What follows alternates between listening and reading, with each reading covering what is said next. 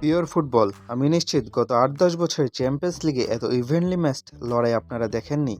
Bayern Munich বনাম PSG নামেই ভার নেই শুধু, মাঠের খেলাটা ছিল ঠিক যেন স্মুথ লাইক বাটার। দুই দলের ৬ জন ফরওয়ার্ডই ইন্ডিভিজুয়াল ব্রিলিয়ান্সে ম্যাচ ঘুরিয়ে দেওয়ার ক্ষমতা রাখে। ডিয়াস, অলিজে, ডুয়ে কিংবা কাভারস্কেলিয়া, উইংয়ে ৪ জন এলিট ড্রিবলারে যে তাণ্ডবাজ দেখলাম সেটা চোখ ধাঁধিয়ে দেওয়ার মতো ছিল। আর ফরওয়ার্ড লাইনে হ্যারি কেন এবং ডেম্বেলে বুঝিয়ে দিলেন কেন তারা ডাইনামিক ফরওয়ার্ড। শুধু গোল করা না, নিচে নেমে এসে ডিফেন্সকে হেল্প করা সত্যি রেয়ার ট্রেট।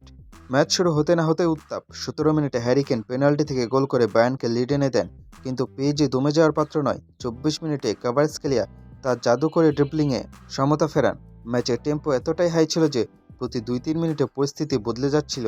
৩৩ মিনিটে ৫ ফুট ৮ ইঞ্চির জোয়াও নেভেস যখন লাফিয়ে উঠে হেডে গোল করলেন, তখন যেন পিএসজি মিডফিল্ডের আধিপত্যের কথা আবারও মনে করিয়ে দিলেন। প্রথমার্ধ শেষ হওয়ার ঠিক আগে ওলিসে বায়ার্নের হয়ে গোল করলেও ইনজুরি টাইমে ডেম্বেলে পেনাল্টি থেকে গোল করে ম্যাচ ৩-২ করে দেন। প্রথমার্ধেই ৫ গোল, ভাবা যায়? দ্বিতীয়ার্ধে সাধারণত দলগুলো একটু সেফ খেলার চেষ্টা করে, কিন্তু এনরিকে কি তার ইগোর কাছে ছোট হতে দিবে? একদম না। ৫৬ মিনিটে কাভারস্কেলিয়া তার দ্বিতীয় গোল করেন এবং ৫৮ মিনিটে ডেম্বেলে স্কোরলাইন ৫-২ করে ফেলেন। মনে হচ্ছিল বায়ার্ন বোধহয় শেষ, কিন্তু বায়ার্ন মিউনিখ নামটা তো আর এমনি আসেনি।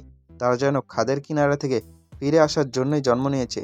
৬৫ মিনিটে উপমেকানো এবং ৬৮ মিনিটে লুইস দিয়াজের গোলে স্কোর যখন ৫-৪ হলো, তখন পুরো ফুটবল বিশ্ব স্তব্ধ হয়ে তাকিয়েছিল।